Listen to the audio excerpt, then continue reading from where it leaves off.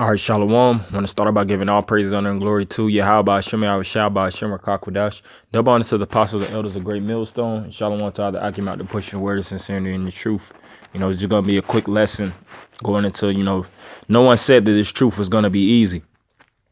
And, brother's been around for a number of years. As we progressively get closer and closer to the kingdom of heaven, this thing is going to get tighter and tighter. It's going to be more weights that's going to be required for you to spiritually lift. It's going to be more duties, obligations, and it's going to take a lot more effort, to push and get to the finish line. Elder Yashawamba said it best, you got to learn how to fight tired. This is a race of endurance. Your energy might not be there at all times, but you still got to push. And that's the reason why I wanted to entitle it this. No one said that it's going to be easy, because this is essentially hard work. This is the duty of a man. That's why Yahweh Shah said he'll dwell in the tabernacle of men until you, O men, are called, because this is a labor, intense labor. It takes, measuring, scaling back, digging, reproving, correcting, exhorting, teaching constantly, examining yourself, destroying the old man, resisting forward in evil ways, humbling yourself. All these things is essential to this work, and that takes a great deal of spirit, man. So your spirit always has to be revved up and charged so that you can fight off any spirit, and always pushing your spirit to increase. And this is just a definition right here of hard work. It says a great deal of effort or endurance. So yeah, this truth is a great deal of effort and endurance.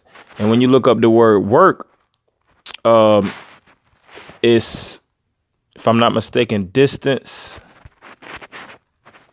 Yeah, the work formula, energy and work. I'll just read this real fast. For instance, if a model airplane exerts 0.25 newtons over a distance of 10 meters, the plane will expend 2.5 joules.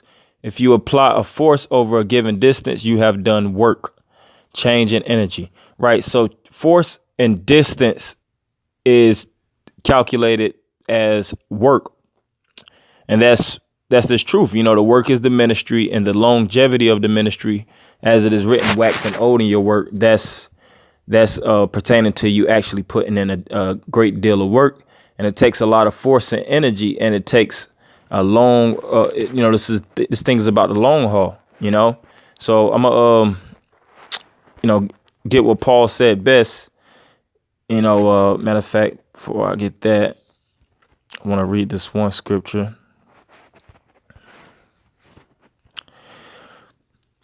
First Timothy 1:18. This charge I commit unto thee, son Timothy, according to the prophecies which went before on thee, that thou by them mightest war a good warfare. Excuse me.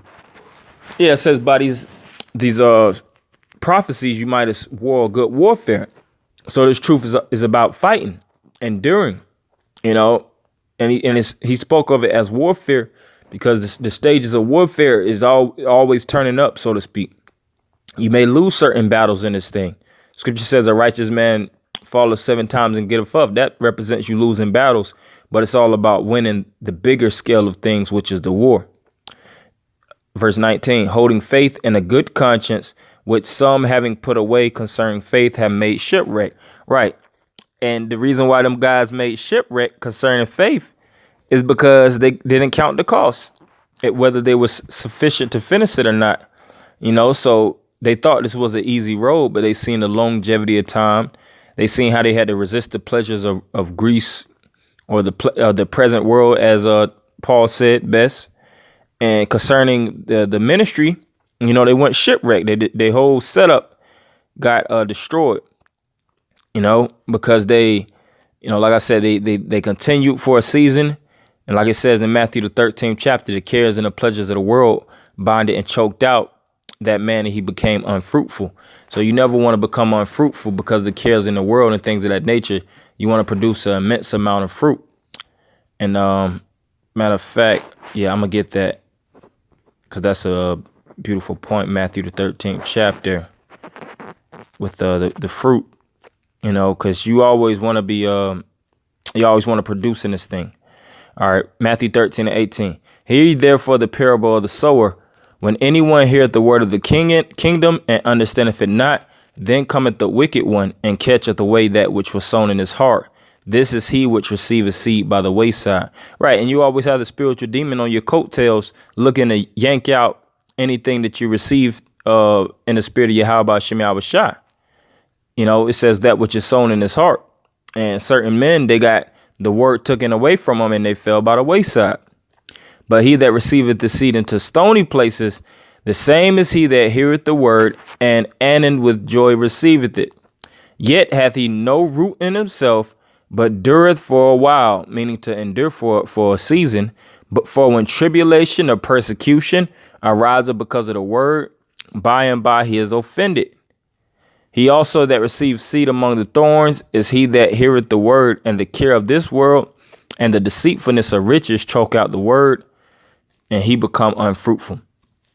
So those are three different main ways that men fall out, and it's one way that men continue. So, the odds is basically faced against you, so to speak, but you have to fight, man. It's more ways to fall out. This is the straight and narrow. This is the perdition of difficulty. You can't stray to the left. You can't stray to the right. You got to walk that straight path. Verse 23, but he that receiveth seed into the good ground is he that heareth the word and understandeth it, which also beareth fruit and bringeth forth some 100-fold, some 60, and some 30.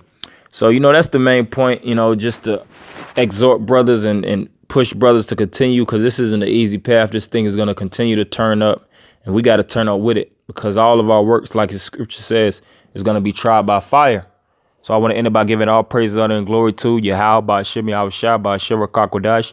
Double honors to the apostles and elders of Great Millstone. Shalom, Akim.